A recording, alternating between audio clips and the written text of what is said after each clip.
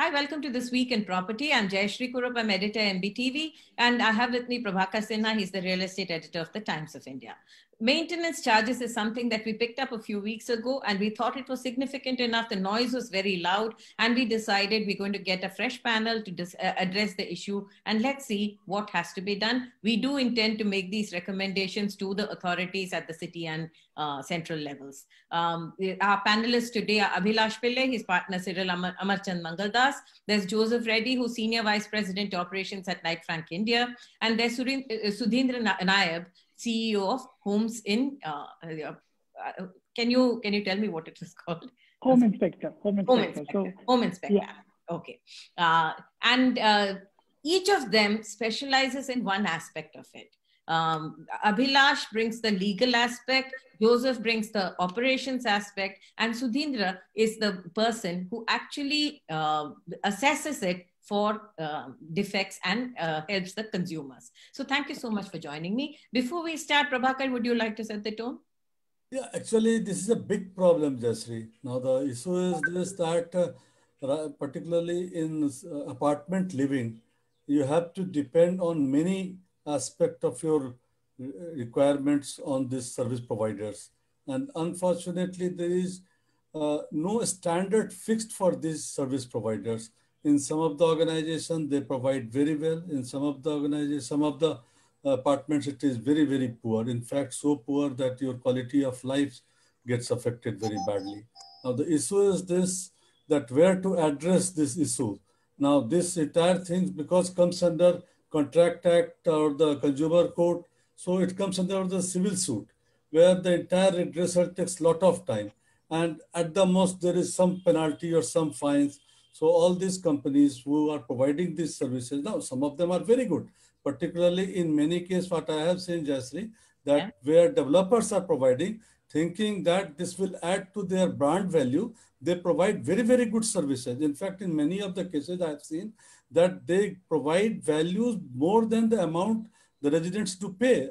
But in many cases, they don't do anything. And particularly where all this professional management do come, there they cut the corners, and the issue is huge, and that affects not only the quality of life, in many cases, the value of the property itself goes down. Absolutely. And so it is the loss to the residents on from both the sides. But unfortunately, as you are rightly pointing out, that this is a huge issue, and there is no solution at the site right now because there is no law per se which really govern this entire issue. Under RERA, this doesn't come because this comes under services. If there is a problem of fitments or the problem of the construction, then only it comes under them. But they will prove it that this is not because of the construction, but because of the services. So then you'll have to run from pillar to post to find out the solution. So we have a very good panel today to find out the solution, that where really to go to find out the solution, how to get about it. Okay, so Sudhir, let's come to you first. I'm a buyer. I have bought into either a standalone building or a multi-story apartment, and I want to be sure that the house that I'm picking up is actually perfect. It can be primary sales, or it can be secondary sales. How do you help? Yeah, so see, you've come to the right place. If whether it's a primary sale or a secondary sale, that is where trained and certified people like home inspectors come. We have guys who are trained in electrical engineering, civil engineering, and are certified. And they have been doing home inspections, basically judging the quality of the finished product of the house, whether it be a resale or a new sale, all their life. So they are trained to find these issues, whatever are the issues within the house, whether it be electrical, plumbing, safety, whatever it be, these guys are trained to find it. And that is where it helps people like you, that you don't take the brand or the apartment just because it looks like nice and has a lot of sunlight, but you actually get a report that reflects the true quality of the house, so that you are empowered, you have the knowledge, and you can take the necessary action even before you move in. That's the whole point, right? Like you said, you don't want people to find out these issues over time. Rather than that, get it fixed before you move in. That's the whole point of home inspector. Right, absolutely.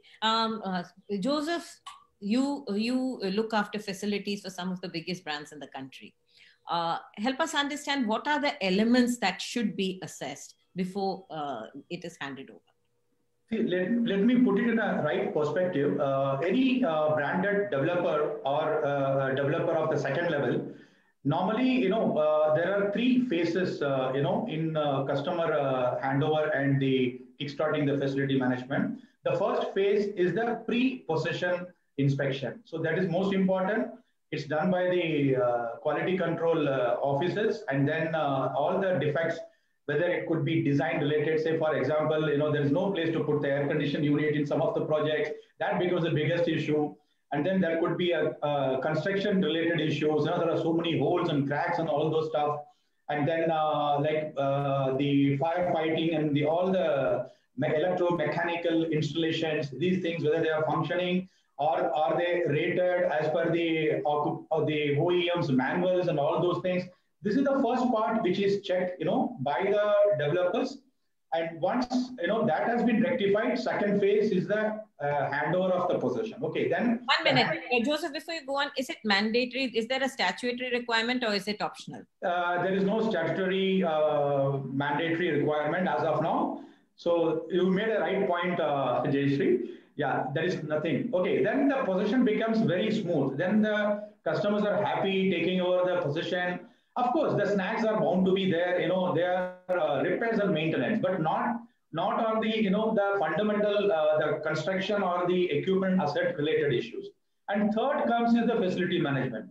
So we should not say that whether it's Knight Frank or any international property consultant, they come as a facility manager, they can do magic. If the construction quality is not good, if the project management is not good, if there is a design defect, so we can't rectify, and we will be fighting and doing a firefighting with and get sandwiched between the residents and the builders. So would you take a building where before you take over the facilities, would you do your own audit and decide whether you should take it or not? Because like you said, you'll be sandwiched between the consumer and the builder. Yeah, we do that. And what we do, first we see the brand and the credibility of the developer. That is number one. And number two, even after that, sometimes we also take the builder who makes beautiful apartments, maybe in Western Line or Central Line. We do take them. We don't want to, bring in a disparity between a branded and a non-branded builder. We have the preliminary due diligence check by our engineering and transition expert. He goes there, he takes the pictures, whether any cracks or anything, how is the equipment, whether they are rusted, old equipments, all those things. And then we go for a discussion with the developer. See, one point I just would like to add here is, and RERA gives the opportunity, for forming the society once 51% of the flats are sold. Okay. Now, it's my thought I would like to share with you. If that is the case, why not, the society is registered and then they form a committee, and why the regulatory authorities come up with regulations saying that let the committee appoint home inspectors, let them inspect, and if it is fit for occupation, then let it go for occupation. Hand over to the customers. This point is, it came in my thought, so we may take it up in the regulation. I will, and I think I would actually put a footnote here saying that one, home inspectors are not available where it is most required. If a home inspection company, very similar to Home Inspector, were available in North India, because remember that at one point of time, almost 40% of the construction, residential construction in the country was taking place in Noida, Greater Noida, Gurgaon, Ghaziabad. And these houses have actually stood unfinished for 7 to 12 years. Now when they are completed, remember that there has been rot setting in. Maybe in some cases it was because they were not designed properly, they were not constructed properly. In some cases they have stood way too long, and there are not enough inspectors. From our understanding, there are not enough home inspectors in the North India market for consumers to readily access them. That's the first thing. The second thing is, even if a consumer goes to a home inspector, will the developer accept that? I think in Bangalore, they fought a tough battle before they have there is acceptance. And Bangalore, Chennai is our more structured markets. Abhilash, before I come to you, I'm going to put up a couple of slides. Deepak, can you show those slides, please? These are some of the queries that came to us, and these are from end users. The MR residents went on hunger strike in Gurgaon against poor maintenance. The Dwarka Expressway societies asked for lower maintenance, saying that if you're not able to maintain it, lower the maintenance charges. Supertech Eco Village 2 residents protest against failure to provide basic services. They have now threatened that we will not pay the maintenance charges, the common maintenance charges, because you're not providing those facilities. The ceiling plaster collapse reported in many Noida and Greater Noida societies. Yes, Abhilash, you want me to finish these 6 points and then take it, or you? I'm not able to see the questions. You're not able to see. Can the rest of you see this? Yeah. Yes. Okay, we can see. Okay, Deepak, if you could share it with Abhilash on a chat or something like that. Sure, I'll share with him. Yeah. Okay, now I can see. Right? Now I can see. Yeah. You can see? Okay. Yeah. Okay. And Pune housing societies hike maintenance fee, but the residents say that this is overcharging. Clearly, they don't understand why there should be higher charges. The RERA Karnataka directs Platinum City builders to form an AOA and permit it to maintain the society building. And Karnataka developers create service agreement detailing facilities against maintenance charges. Now, the only positive in my slide is that last one, where many Karnataka developers have actually started creating service agreements, telling the consumers that if I charge you 7,000 or 10,000 or 40,000 rupees a month, I'm charging you for this is this much, this is this much. And he tells you that these are the facilities that you will get. Thank you, Deepak. Can we go back to the other? Now, Abhilash, I want to come to you. These are very, very tangible, ready problems. And I can see my chat box is filled with more problems as well. So let's start with you. Is the basic problem that we don't have enough laws? Okay. Let us try to distinguish this into two parts. Okay. One is structural completion and fit for occupation. Yeah. And the second part of the problem is the ongoing maintenance, which we call it as facility management. Right. Under the Indian laws, the regulators are supposed to inspect the building and ensure that it is fit for occupation. Yeah. So when they are supposed to do that, what are they supposed to do? They are supposed to come and inspect and ensure that the building has been constructed as per the building code and as per the approvals granted by the various regulators. Right. We do not follow that process. The developers apply for the occupation certificate, which sometimes it's a part occupancy, sometimes it's a full occupancy. If it is a partial tower completion, which we have done, we just simply go and file the application. They do a namesake inspection of the building and issues a certificate saying that, okay, this is fit for occupation. All these certificates invariably have a disclaimer in the same certificate saying that we are not liable for any loss or anything which is happening to this building. Yeah. So we have a regulation there. We have a namesake inspection, and then it is being given. That is the first part. That is the first flaw of this entire process, because the regulator itself is not enforcing this properly. Yeah. The second part of the problem is because of the various delays which has been caused by the developers and the entire development industry. The consumer is forced to take the possession of the building as and when it is being offered by the developer. Yes. There also we need to be very clear that the trend which I have seen is the builder will try to create a division amongst the buyer community, saying that, okay, why don't you come and take the possession? I will waive off the maintenance for 5 months, 6 months. By giving this kind of the sweeteners, what they do is that they get a white paper signed from the buyer consumer and hand over the possession. Now the buyer is forced to take over the possession without realizing that what all defects are there in the building or in his apartment or in the unit, and effectively he has lost the voice there. Yeah. Now, as rightly pointed out, Mr. Reddy, they are actually now coming into the picture as an IPC, right? Now they are getting sandwiched there. The builder has handed over something to a customer. Now the customer is not actually got a drum to beat, which is the IPC. Yeah. That is a problem. Yeah. So the thing is that we have enough laws. Now the latest one, which is the latest one in the array, is the RERA legislation, right? Which talks about that the builder is supposed to give a 5 years warranty on the structural defects of that building. Right. Now, this is something which is yet to be tested by the regulators. That what does it mean by structural defects? Does it mean that it is restricted within the four walls of the apartment, or will it include a problem with respect to the tiling of the flooring, or with respect to the ceiling, or with respect to electrical issue or a safety issue? That is something which is yet to be evolved and tested by the courts of law.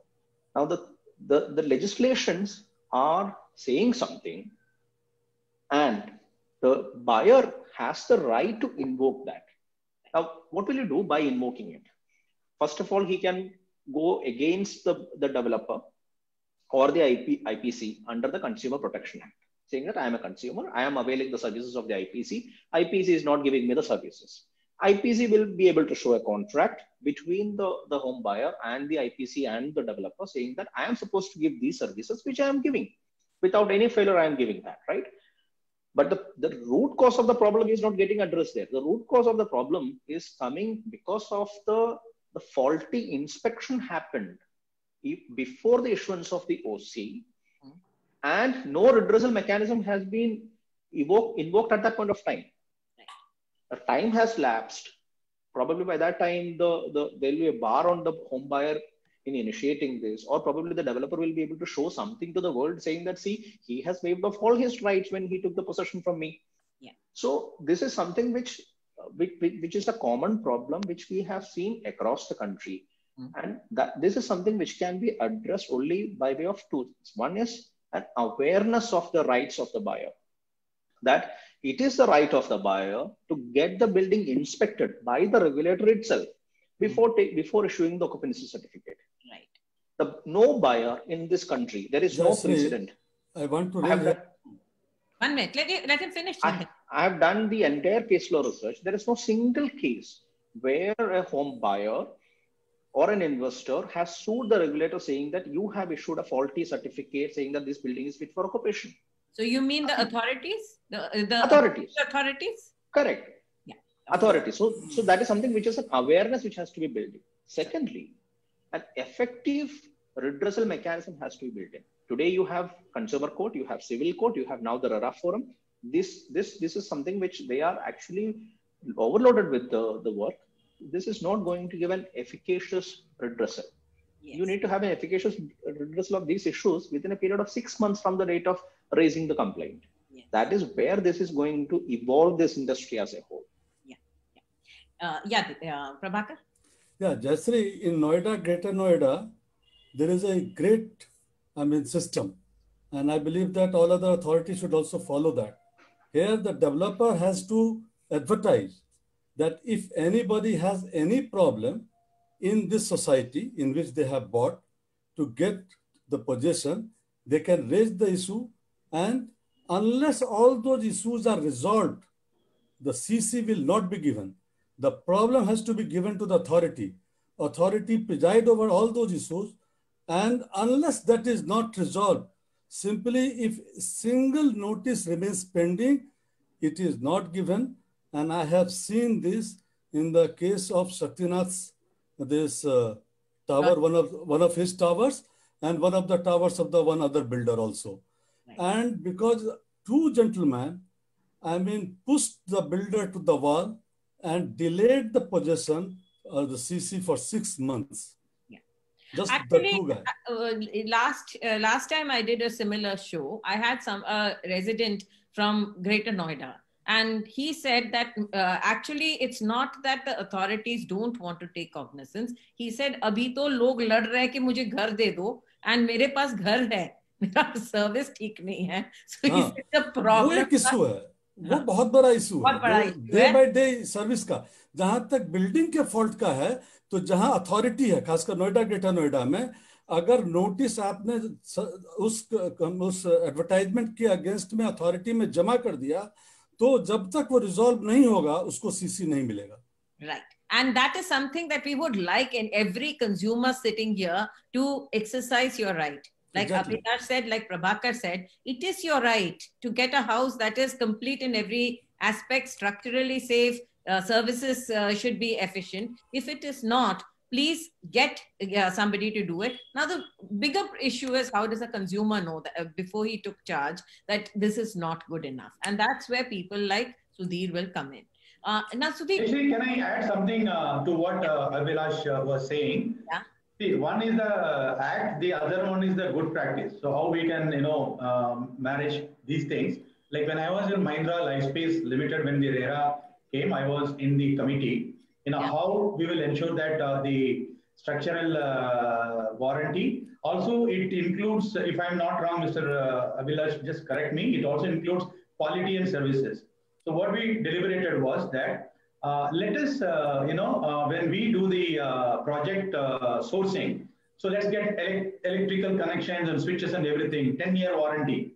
So we did that. So the vendor was, contracted for 10-year warranty, WC 10-year warranty. Then there are some items which is for 5 years warranty, and the leakages, civil works, 10 years warranty. So all these exercises we have done. I think the RERA covers this aspect as well.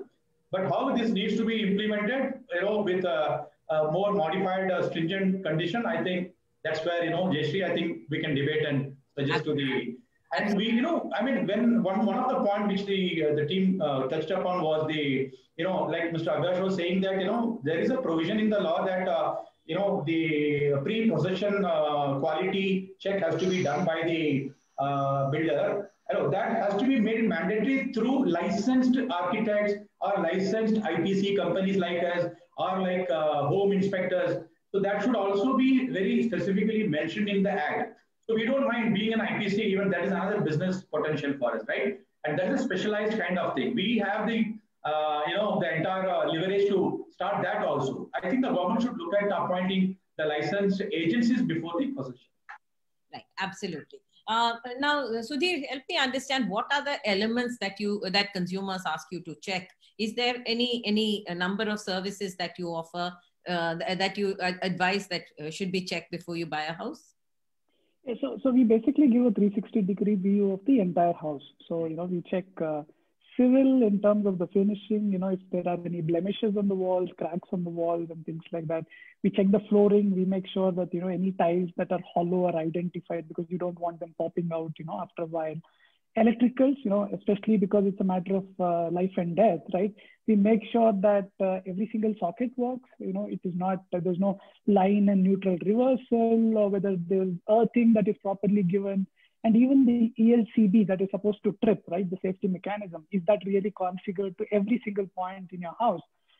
Plumbing, like I think you already said, seepages are, definitely one of the most prevalent problem all across India. So you have to check that, use a moisture meter, use a thermal camera, and make sure that even though it's a freshly painted house, when you use a thermal camera, you're able to determine the degree of moisture on a wall, and therefore are able to preempt most of these, like you said, the ceiling falling or whatever, much earlier, right?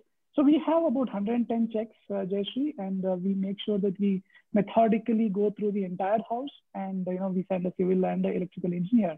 And these guys take about 3-4 hours, depending on the size of the house. And they give you a detailed report, like I said, everything identified, every single tile marked or every single socket marked with the photo and the annotation, so that you can always go to the builder or the seller, depending on who you're buying it from, and give them a clear to-do list. I think that's important as well, right? It's not just about, getting an inspection done. Finally, it is about getting it fixed. And giving the builder or anybody else a to-do list in the form of a detailed report really helps get issues fixed. And just to address your comment at the beginning, Jayashree, these to-do lists are actually well received by the builder. We have seen in Bangalore especially that most of the builders are welcome to, getting this checklist of issues identified. And it's like, doing their work, right, for them. They know exactly what has to be fixed. And they say, okay, we've done it. And why don't you call home inspector back for checking if the issues are indeed fixed?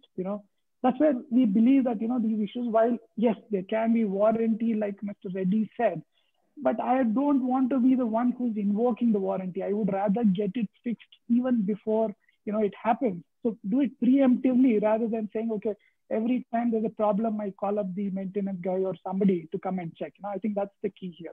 Yeah. Okay. I'm going to, before I come to you, I'm going to pick up some of the queries that have come. This will give us a fair idea. These are end users. There is Greenopolis, GWA. I suppose it's RWA. So what to do in case the builders are not giving handover of maintenance to the RWA? This is a very, very big problem. Many builders don't give it to the RWA. Abhilash, what does the law say? Sorry, Greenopolis is, which state is this? I think it's Haryana. Haryana. Okay. So Haryana, you have the Apartment Ownership Act, under which you can actually approach the DTCP and request to issue directions for handing over the maintenance of the building to RWA. Okay. That mechanism is there already in place. And this is something which has been invoked 2 years back, and DTCP had directed a developer to hand over the maintenance. And they have come back and said that we have 1,000+ flats and they are earning very good money, also not giving the clubs to the residents. And even outsiders can come to enjoy the club with additional charges. Now, this club is a big, very contentious issue. The clubs are very premium. It's managed by the developer, and the developer gives out you can take membership there, even if you don't stay there. What does the law say there? So there, the clubhouse is something which is part of the amenities which are offering. You cannot keep that as a separate amenity, which can be ever controlled by the developer. The law doesn't permit you to do that.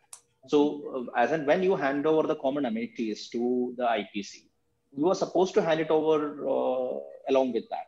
Or if you are handing it over to the RWA, you have to do that. You cannot keep that as a separate revenue or an income generating mechanism for the developer even after the completion of the building.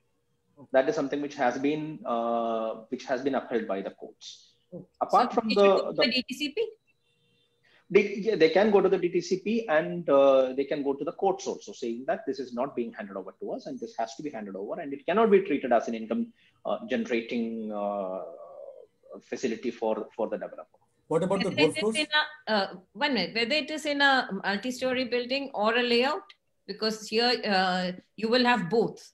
If it is plotted layouts as well, if it is a plotted layout, whether it is plotted layout or it's a multi-story building, it will form part of the zoning plan which you will get approved from the DTCP. So it's a single facility. It's a single amenity: the multi-story building, the clubhouse, and the basement parking, and the other facilities, like you will have probably a football court, or you'll have a basketball court, or the other facilities. You have to hand it over everything as a bunch. You cannot pick and choose and give it to the RW or the facility. Jayashree, there will be a exception where if it is a mixed-use development layout, there will be an exception. The developer might develop exclusively, for use by the residents as well as by the outsiders on payment of charges. Okay. And so Mr. Reddy, suppose in Haryana, if you just pick up the NCR region, even if I have a mixed-use development there, you will have to carve out that separately, and you will have to make that very clear in your offer letter or your offer brochure to the home buyer, saying that this is a standalone facility. I'm not going to charge a club security deposit from you, or I'm not going to hand it over. You have to make that very clear. And this is something which is very clearly written in the DTCP regulations itself. If it is not written, then that means that it is for the residents. Then you can always look at the layout plan. The layout plan will be treating that as a single amenity. The layout plan will not carve out a distinction between the multi-story building and the clubhouse. So I hope our friends from the Greenopolis have got their answer. If you have more queries, write in to us. We will pass it on to Abhilash and get you some more answers. Right? Mr. Sinha was asking about the golf course, which we have seen in NCR, especially. You have the models of the golf house, the golf course, and the residence or the villas. So there, sir, if you let's take the example of Unitech. When you apply to DTCP for the development license, you get more FAR because of the area which you are carving out for the golf course, because the DTCP treats this area as a green belt, green cover. So you are able to actually get more FAR. And therefore, it's very difficult to separate that out from the project. But you can, as a developer, you can always make a disclaimer upfront saying that, see, I am going to maintain and operate this golf course forever. This is part of the project, but since I have the expertise to manage this, I'm going to do this. I'm not going to hand this over to an RWA. If that kind of a disclaimer has been made, then it's very difficult for a consumer to say that the golf course has to be handed over to RWA. So it's not part of the project's FAR. It is not part of the project FAR. You have already availed that FAR for the development. Okay. Then only it can be done like that. It can be a profit center separately. Yeah. But it has to be mentioned in the builder-buyer agreements.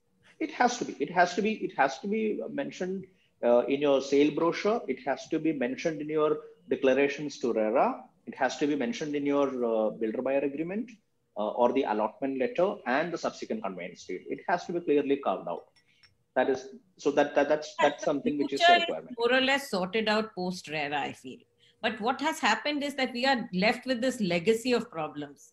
Whatever happened before RERA, and when there were not enough norms, I don't think very many developers have ever defined in the builder-buyer agreement that this is what these are standalone facilities and these are only for residents. I don't see it happening. I have not seen it in a lot of builder-buyer agreements. They generally don't do that. You leave that kind of an ambiguity there so that if there is a dispute tomorrow, you will be able to use it in your favor, or in a worst case scenario, it will go to the RWA. So the RWA can actually go to the DTCP and fight for that, right? Yes, they can. I do know of a couple of townships in Gurgaon which are actually fighting for this. The clubhouse is within the township, and the clubhouse is maintained by the builder who refuses to let go, and they are fighting it in court, which is why I asked you where do they stand, right? So there are two things why the builder doesn't move out of a project very easily. Yeah. One is this sinking fund, which has been collected by the developer from each of the home buyers. It's a very substantial amount. Yeah. And you will keep earning interest out of that. That is one thing. Yes. And you can always take that money out of that fund.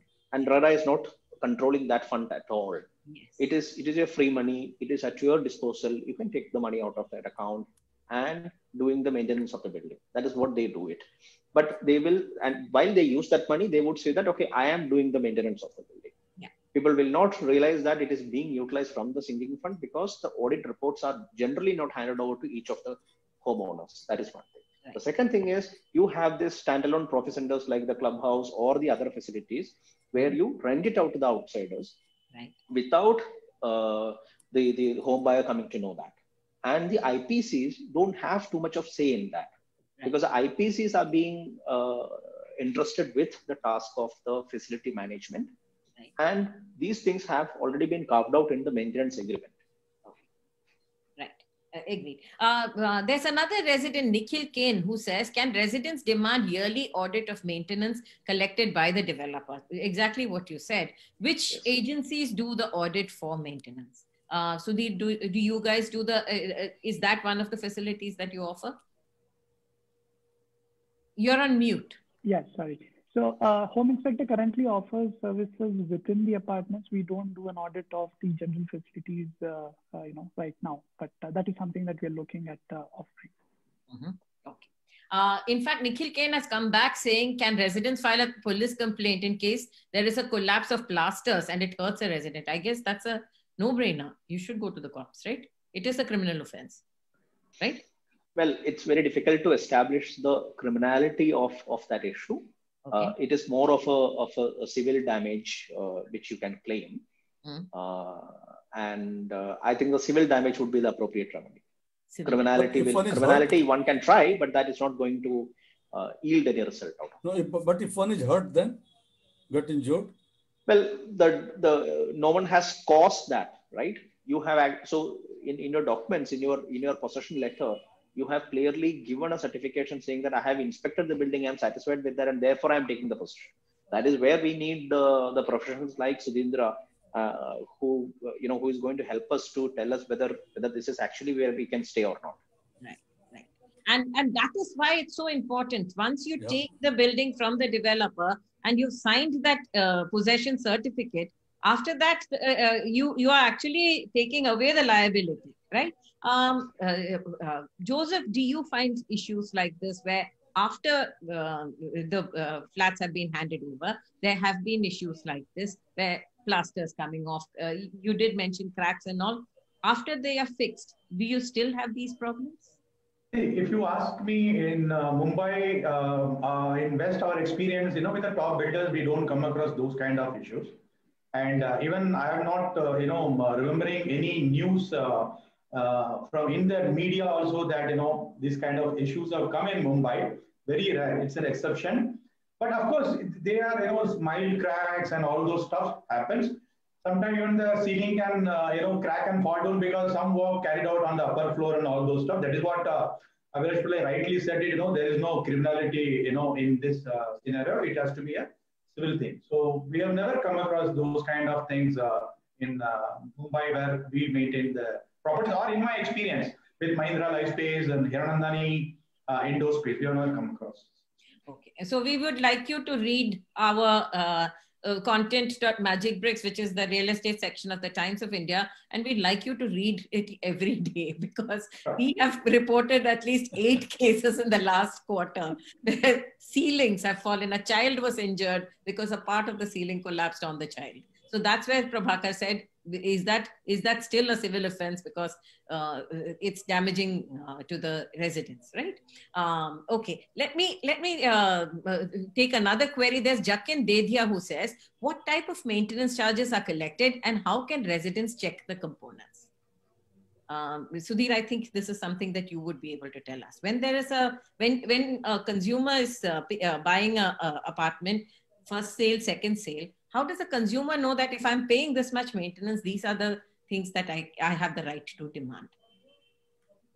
Yeah, see, I mean, at the stage that we come in, we basically do a comparison of the specifications in terms of what was promised from the builders, and then whether those, makes or brands are actually provided or not. So we kind of do a comparison between what is there on site versus what is promised on paper. So that's what we do. But in terms of maintenance components, I'm not really sure that, the consumers actually know what are the different components. It's usually a lump sum or something that is given. Of course, the rights, like you said, in Karnataka, the rights of a builder or the rights of a home owner in terms of what is entailed to is being clarified more and more. But I think there is enough grayness in, what you're paying for and what you're getting is not very clear.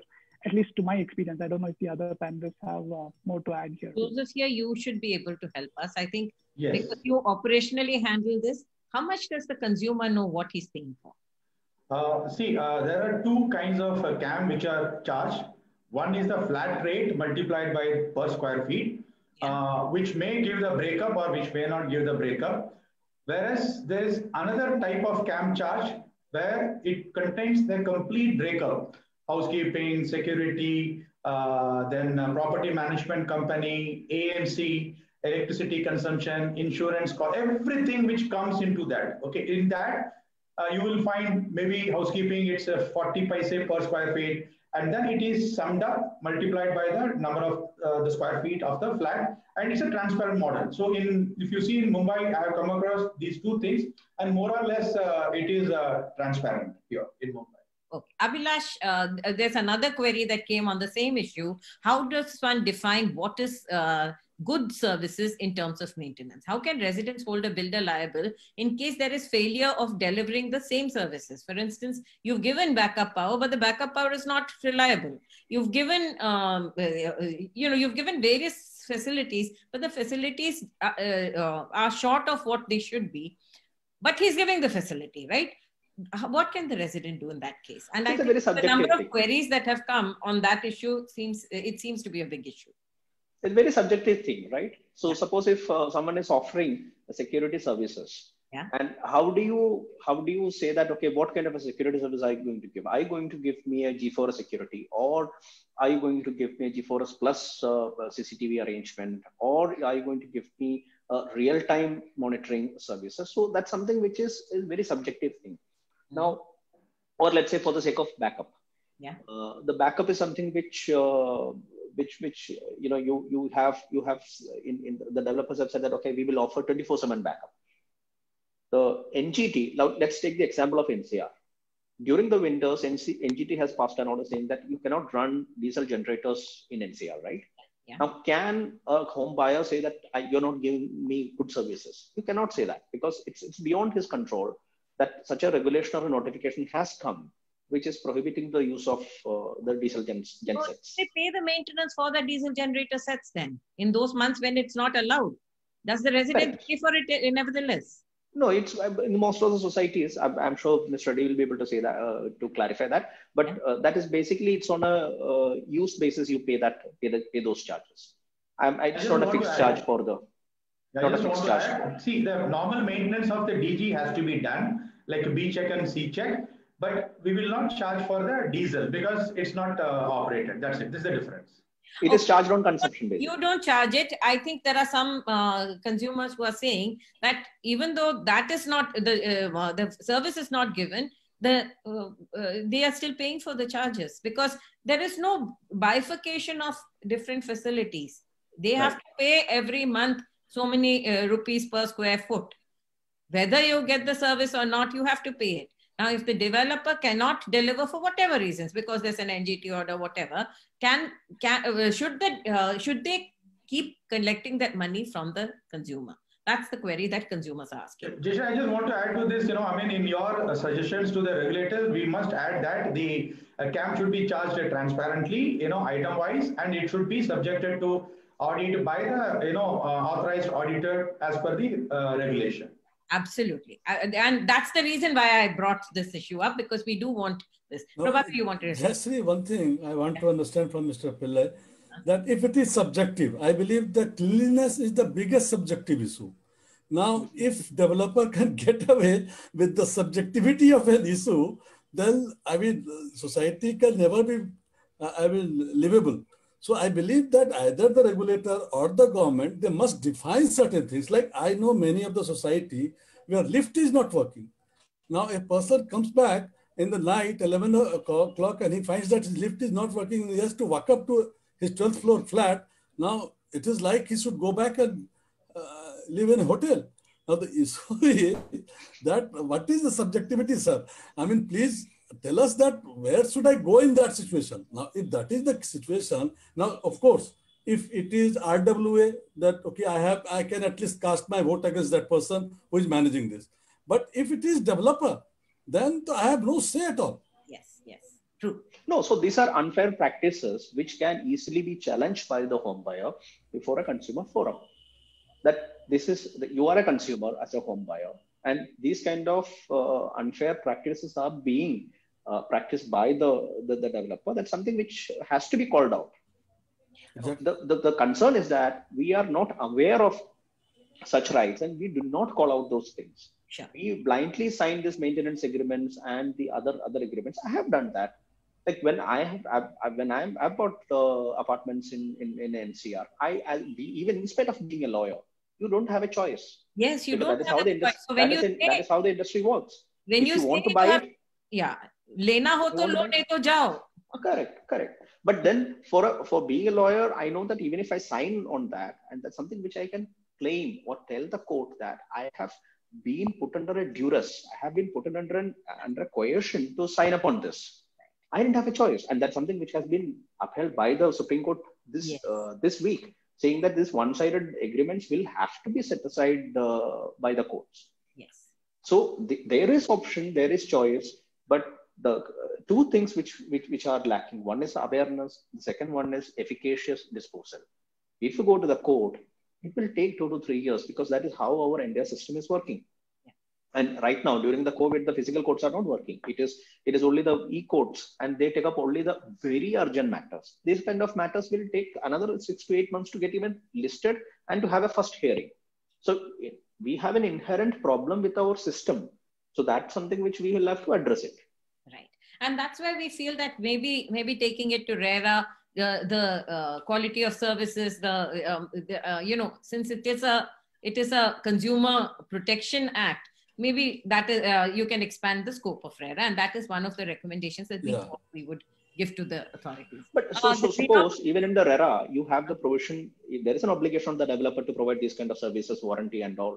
But can the RERA really blacklist that developer who is not giving the right project, or who is not giving the defect free, who is giving a defectful building to the home buyer? That's a problem. This is, see, while we have laws, but these laws can be easily used in favor of both sides. Right. And in fact, the Greenopolis GWA has come back. Also, in our case, the builder has created a dummy RWA to showcase in court and to get the required approvals in case any changes in building plan. How to get this removed from his court documents? Because and this is not one society. We've seen many societies where the developer creates a dummy RWA and gets those people are almost in their on their payrolls, and registrar is in cohort with them. Yeah, registrar is. So if these RWAs are registered under the Societies Registration Act, you can file your complaint with the society's registrar. Okay. If they are not registered to societies under the Societies Registration Act, you can go to the relevant regulators of that state. For example, Haryana, it is DTCP. For example, in UP, you have the Noida Authority or the Yamuna Expressway Authority or the Greater Noida Authority. For example, Karnataka, if you take it, you go to the, if it is a BMDA land, you can go to the BMDA, or you can go to RERA now. So you have the regulators, you can approach them. And increasingly consumers are going to them. Now, this is a query that I think, Sudeep, it is for you. The Greenopolis GWA says also one important one is builder is not allowing us to audit the maintenance account. What to do in this case? Or would it come to Abhilash again? I think, because it's a legal account. Yeah, it's the audit of the account. The maintenance account, can it be audited? Is there anything in the norms that says so? Well, there is no specific regulation under the Apartment Ownership Act, which empowers me as a home buyer to claim audit of that account. Yeah. But again, under the Consumer Protection Act, I can take the benefit of certain sections and say that by not permitting the audit, you are doing an unfair trade practice. There is Kunal Sharma, and I think there are 3 queries by him, another very harassed consumer. Can residents say no to payment of maintenance charges? In our society in Greater Noida, we are not paying the charges to the builder for the last 6 months. He disconnected electricity of common areas and we had a big dispute. Can the developer levy delay penalty at the rate of 24% on delay payment of maintenance charges? What is the correct rate of delay interest a builder can impose? I'll take the 3rd question also. Our society demanded quarterly audit of maintenance charges from the developer, but he did not reply. He is also not ready to give details of the expenses he incurred in maintaining our society. What should we do? Last time I did a maintenance show, somebody from a Noida association came who said that they filed a writ in the High Court. The High Court sent them to the registrar. The registrar sent them to the sub-registrar, who sent them back to the developer. So the circle was complete and he's back where he started. So they took to the streets. Now they have, there are police, warrants against some of the people saying that you disrupted the law and order in the society. So clearly there is a big nexus here, and it points to the lack of laws. If you ask me, it points to the lack of any kind of statutory requirement. Why shouldn't, if I pay money, why shouldn't I know where the money went? Why should I not be able to demand it? And hak se kyun nahi mang sakte? It's something like that, right? So Abhilash, over to you. So to answer that question, that you have to look at the respective contract which was signed with the developer. Yeah. If you have agreed to pay the maintenance charges, and you're bound to pay. But if you're not getting the satisfactory services, you have the right to make the payment under protest and initiate action against the developer. Whom do you protest to? Protest to the developer. You can always make the payment along with a covering letter saying that I'm not happy with the services, but since I have a contract with you, I'm making this payment under protest with a right to claim this back once I have a favorable order from the court. That provision, that law allows you to do that. So that's something which they can do it. So don't stop paying, register your protest and make sure that that is received by the maintenance authority. And move to which court? Consumer code, because the consumer, it's a consumer issue. It is a services which are being rendered to you right now. Yeah. Joseph, as a maintenance authority, what can you guys do to alleviate situations like this? You're talking about a Hiranandani, you're talking about a Mahindra Lifespaces. If you take the smaller developers, if you pick up problems, I'm sure no association is completely free of any problems. There will be a couple of people who have a couple of problems. How can you step in and resolve these? See, I think, they should have, first of all, a collective bargaining. They should form, the committee. If it is a registered society, then they should, the entire managing committee. And then the only way, because there are a lot of loopholes in the law, the only way is to approach the court for appropriate relief. Otherwise, there is no other way. But Abhilash will agree with me. There is a provision in RERA if, in case, the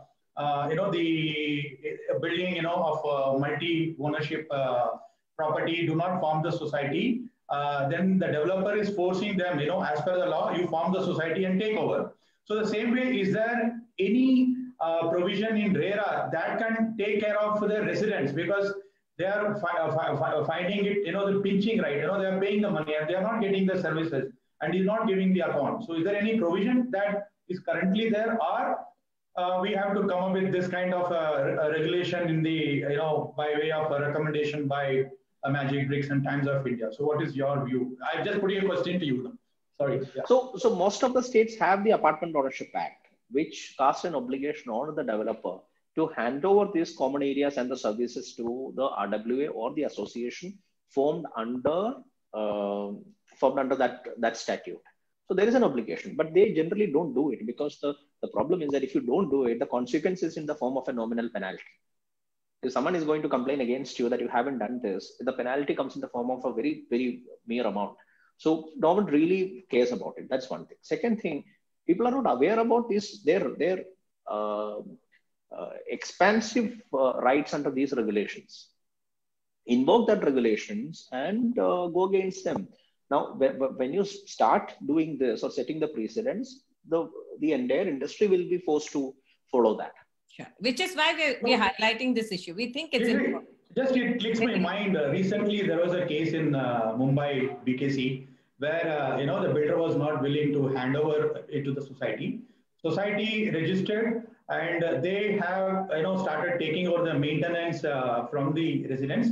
And then builder developer, then they wanted to evict them, because the developer people are also the security and other things. So he brought the bounces and all those stuff. It happened, and in fact, the society was registered under the Maharashtra Society Registration Act, and there was an appeal made by the developer, and the appeal was dismissed, and it was upheld in favor of the society by the joint registrar. And then what he did was that he was claiming that I have already registered, or he registered after that under the Maharashtra Apartment Ownership Act. Okay, now the matter is in the High Court, so both the rights are being discussed there. So we have to wait and see. There is an opportunity that the people from the society, they wanted to come out of the developer. So there is an opportunity. Yes. Yeah, and people need to come together. Individually, you will not be able to fight. So you need to come together, and that's what comes through. Now, stressing this point once more, there's Ravi who's asking, is there any legislation which defines how maintenance charges need to be collected? How do residents decide what is wrong and right in terms of monthly charges and quality of services? This is in respect to what you said, register your protest. So what are you protesting? Sudhir, would you like to talk, because you are talking about the audit of services, the quality of assets, and so on. What is it that the consumer can protest? I think most of the defects in services we've already spoken about, right? Whether it is about the lack of security or cleanliness, or lack of quality of the common facilities, or lift not working, the DG, etc. So I think whatever is that unique case in that, in that association, that society, I think like Abhilash said, whatever be your grievances, list them down in that covering letter that Abhilash said. and pay under protest. And I agree with Abhilash that, there's no point in not paying, because then you're kind of foregoing your rights as well, by not paying. So make sure that you are, documenting that letter with enough evidence, whether you want to attach some photos or whatever, but make sure that you have that letter as a means of evidence that you can use subsequently when, if and when you go to the courts and things like that. But it can be any service that is outside your house, but within the confines of the, of the society that you are not satisfied with. Yeah. I'm sure you have the ability to, document it and go to the right authorities. Okay. We have the last 5 minutes and I am completely choked with queries. Let me try and take this fast. PC Rao K says he purchased a flat in Nellore, AP in 2016. Till date, there is no audit or a display of accounts on the notice board. Whom to complain to? The monthly charges are collected is 1,000. So, Abhilash, whom can they complain to? Would you like to repeat that? Well, the maintenance charges are being collected without providing the services. Obviously, they can approach the consumer court for enforcing their rights. So I think you mentioned this is Karnataka, right? No, Andhra Pradesh. Andhra Pradesh. Okay. So, okay. I don't know whether there is any regulator. This will be freehold land. There, the municipal bylaws will not let him to enforce anything, but it's a consumer court which he can go to. Okay. And there's Ravi again who says that we paid rupees 1,000 to developers for conducting RWA elections, but there have not been any elections conducted for the last 2 years. We want to take over the society maintenance, but the builder has created a deadlock between two groups. How to form an AOA and take over the society maintenance. Now, this is the same thing. There is a builder affiliated group and a non-builder affiliated and the rest of the residents. And there's a equation that is created because of which they can't do anything. What should the residents do? It's an uphill task when you have division amongst the residents itself. But they can always approach, so suppose if it's Noida, they can always approach the Noida authority with their grievance saying that they are not able to form the AOA because of the resistance from the developer, or if it is Haryana, if it's DTCP, they can always approach them and seek appropriate directions against the developer. So I have seen in Noida that happening, where the Noida authority pitching in and issuing the necessary directions on this. Okay. And Deepak says, what happens to buyers who took possession with minimum services? This is again in the Noida, Greater Noida, because the apartments were delayed so much with minimum services in order to get hold of their delayed houses. What can buyers do in case the builders don't enhance the services in such societies after possession? Now things are, whom should they go to? The authority? Noida authority, the relevant authority. First of all, they need to have a consensus amongst the residents that they need an enhanced services, and they're willing to bear the cost for that. Once that consensus is there, and they can approach they can approach the authority, or they can independently appoint an IPC to manage the society. Okay. And there's Kunal Sharma who says we paid DG charges even when our flats had no DG backup. We were paying only for common area lighting, but the DG service charges were being fully. They have the right to seek refund. Okay. If the DG charges have been levied upon them, they have the right to seek refund. Whom would they complain to? Developer. The developer, and if the developer is not giving, then they can always go to the consumer court. To the consumer court. Okay. And the last question of the day, Amit Singh, what are the laws around pricing of maintenance charges? When can a builder raise it? Can he raise the charges without consumer permissions? Now, consumer permissions are very difficult to source, right? So what do you do when if the prices go up? Can the developer raise it? Can the developer raise it saying prices have gone up when he's giving nothing in addition? How does this work? See, the current Apartment Ownership Act or the bylaws formed under that are not giving any specific clarity on this issue. It is purely governed by the contract, and the contracts have provisions, contract between the developer and the home buyer. Yes. And those contracts have provisions saying that the developer has the absolute right to increase or decrease the prices as and when it is required. Now, if it is an unfair increase which is happening, the buyer can always ask for the breakup of that increase, or what happened, or what happened of this inflated rate. How is it happening?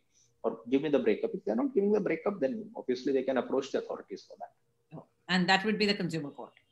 That will be the consumer court. Okay. And though I did say that was the last question, Mr. Rao has come back. PC Rao K has come back. If any leakages between two flats, how to approach? If one of the flat owners is not supporting the other to rectify the leakages. Here, Joseph, you must be facing things like this, right? Yes, yes. Normally, this is a very common phenomena, but the MC, they play a very strong role in this, in vigorously following it up with the, both the people, and they sort it out. Otherwise, if I'm not wrong, Mr. Pillai, I think they can also, the agreed person can go to the Register of Societies and file a complaint, for early redressal. Okay. Okay. And I have one question, before you could allow me, yes. I just want to, for the better understanding of everyone, in Maharashtra, we have Maharashtra Societies Act and we have Apartment Ownership Act. In the Societies Act, nobody is the owner of the flat. We are members, and the whole building is owned by the society. Whereas and the voting right, is also there. Whereas in Apartment Ownership Act, there it is totally different. You own proportionately the area of the land and the flat and everything. Okay, but there the builder in the recent scenario, like he tried to project that it was registered under that act to showcase that, so that he will have right for further development, right? So in Maharashtra, we have both the acts, and people will register under Societies Act because that gives a lot of good protection. And how is it in North? Gurgaon, Noida, facing left, right, center these issues, and you are calling them RWA. Is that act adequate enough to take care, or you need to have an act like a Maharashtra Cooperative Societies Act? So this condominium is actually a peculiar situation to Maharashtra. That kind of a thing is not there in the north or the south. The north and the south, you have the Apartment Ownership Act, like you have it in Maharashtra also, under which you have to hand over the common areas and the undivided share over the entire project land to the RWA eventually. This is only a peculiar situation in Maharashtra, which is a very old legislation, the Societies Registration Act, under which you form the condominium and you have a share in that association which has been formed, and your ownership document is that share certificate which they give it to you.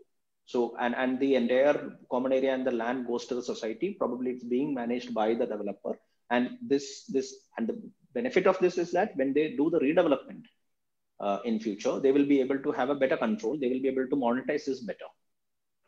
In north and south, you don't have this kind of a problem. Okay, and while we are today advocating that the RWA should come together, we also feel that like in the case of maintenance charges, even the RWAs, there is no regulation of what an RWA is supposed to do, how they are supposed to do, what are their rights. And we did do a couple of shows on that. So if any of you are interested, please keep watching MBTV, because we're raising issues that are of interest to you and me. People who stay, you only go to buy a house. In the end, you become a lawyer, you become a financier, you become a, you're actually playing kabaddi in the place to get your, what is your due. But I think this is the beginning of a trend, and there is a lot of agitation among consumers, which is positive. If the consumers, it has to come from ground up. And if the consumers get together, there's no reason why the loss should not happen. And on our part, Prabhakar and I are coming week after week. We have been at it for the last 3.5 years. We have been picking up issues of daily interest, and we have been bringing experts like these to address them. Thank you so much for joining this Week in Property. And I hope that these issues will eventually get resolved. Thank you. It was a pleasure attending. Thanks, everyone. Speaking to all the panelists. Thank you. Thank you, everyone. Yeah. Thank you, Mr. Sinha. Thank you, Jayashree. Thank you, sir. Thank you, for joining us.